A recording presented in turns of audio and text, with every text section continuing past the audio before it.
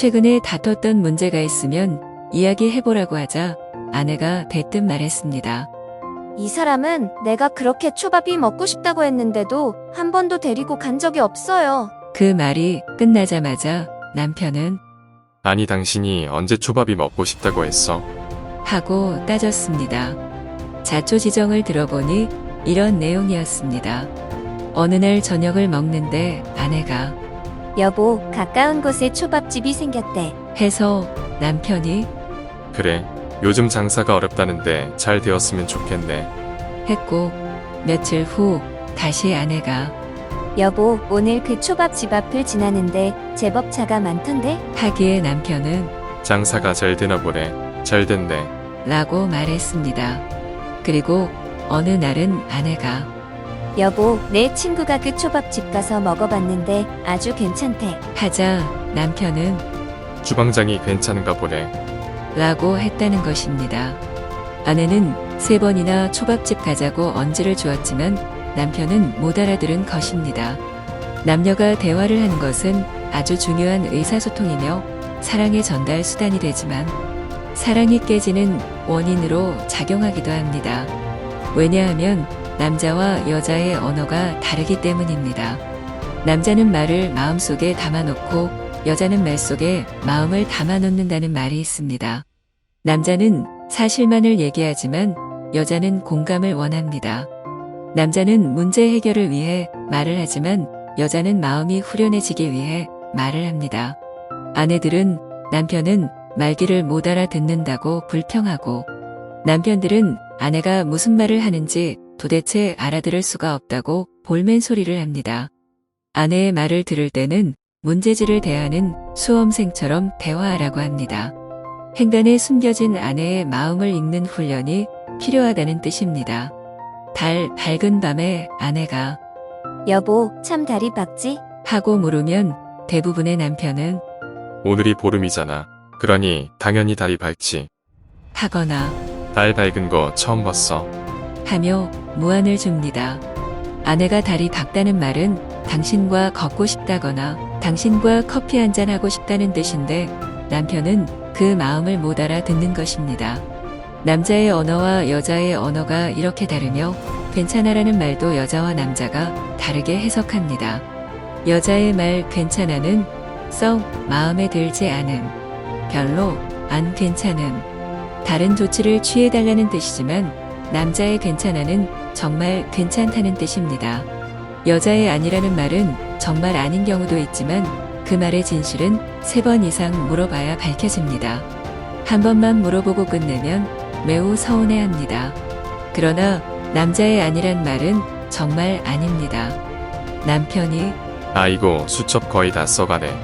라고 혼잣말을 하는 것을 들은 아내는 수첩이 필요함을 바로 캐치하고 몇 날 며칠을 고민하며 수첩을 선물합니다. 그러면 남자는 수첩 필요했었는데 어떻게 알았어? 라고 놀라며 좋아합니다. 여자가 TV를 보며 와, 목도리 너무 예쁘다. 식사를 하면서 참, 아까 나갔다가 목도리 봤는데 너무 예쁘더라. 잡지를 보며 와, 목도리 되게 싸다. 이렇게 여러 번 암시를 줘도 남편은 목도리가 아닌 향수를 선물합니다. 남자는 직접 화법에 익숙해 여자가 간접 화법으로 목도리 이쁘네. 그러니까 빨리 사줘를 그냥 목도리 이쁘다고만 들은 것입니다. 여자는 매우 까다로워 보이고 남자는 엄청 단순해 보이지만 이것은 남자의 언어상의 특성 때문입니다. 여자는 언어 특성상 빙빙 돌려 말하는 것이 배어있고 남자는 생각하는 대로 그대로 얘기합니다. 여자는 간접 화법을 사랑하고 남자는 직접 화법을 사용합니다. 여자는 감정에 예민하고 감성적이며 남자는 외형에 예민하고 이성적입니다. 아내가 집안일을 남편한테 도와달라고 했을 때 남편이 대답이 없거나 꿈을 대면 아내는 화가 나서 이렇게 소리를 지릅니다. 당신 한 번이라도 집안일 도와준 적 있어? 사실 이 말에는 혼자는 힘드니까 함께해요. 당신의 도움이 필요해요. 라는 감정이 담겨 있습니다. 하지만 남편은 한 번이라는 말에 감정이 상해서 이렇게 대받아칩니다. 내가 한 번도 안 했다고. 지난달에 한 건 뭔데? 그러면 이제 문제의 본질은 반대였고 한 번 했냐 두 번 했냐를 가지고 기나긴 다툼에 들어갑니다. 아내와 남편의 갈등은 머리와 가슴의 차이에서 옵니다. 머리에서 가슴까지의 거리는 약 30cm입니다. 불과 30cm의 차이가 부부간의 소통에 문제를 일으킵니다. 정말 부부란 이해 없이는 살아가기 힘든 존재입니다. 서로가 서로의 속마음을 이해할 수 있도록 접근하고 반응하는 훈련이 필요합니다.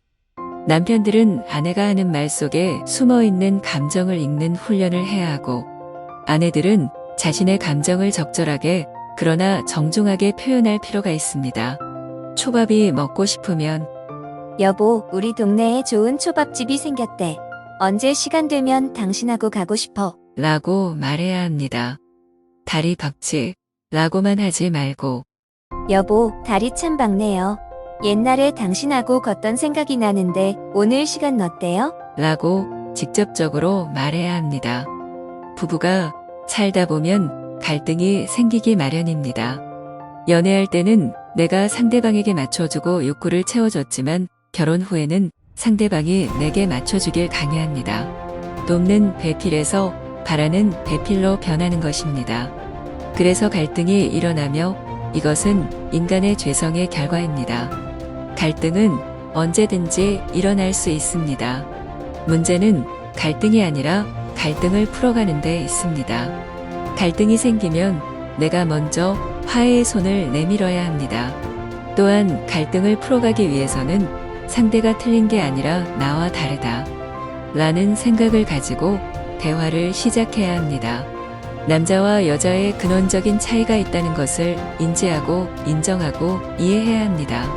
서로 배려해주고 공감해주는 훈련이 필요합니다. 사랑은 죽을 때까지 노력하는 것이지 결코 완성되는 것이 아니기 때문입니다. 공감은 상대방의 영혼을 안아주는 것이며 당신은 나 자신보다 더 소중한 나라는 메시지를 전하는 것입니다. 그래서 상대방을 살맛나게 만드는 묘약입니다.